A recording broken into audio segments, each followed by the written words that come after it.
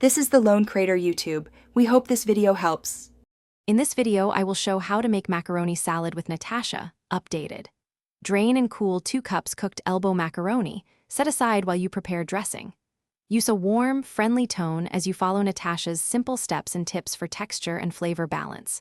Mix mayo, vinegar, sugar, mustard, and a pinch of salt to taste, then fold in celery, red onion, and diced bell pepper.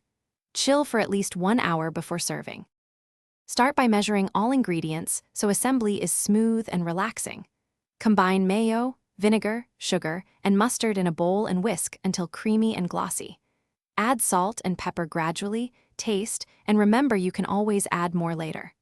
Fold the dressing gently into the chilled macaroni with chopped vegetables to keep the salad light and airy. Cover and refrigerate for at least 1 hour so flavors meld before serving. If you're enjoying this guide, please subscribe and like so I can keep sharing recipes that work. On another note, quick recommendation for when you hop in after making salad. Little Trees Black Ice makes your car smell amazing and oddly celebratory.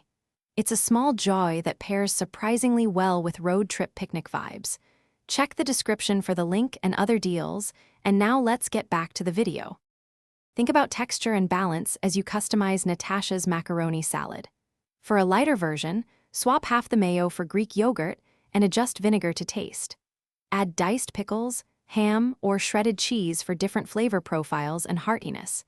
Keep vegetables crisp by adding them just before chilling, and always chill the salad for at least 1 hour so the flavors blend. Serve cold and enjoy with friends and family. Thanks for watching. Consider subscribing if we helped you.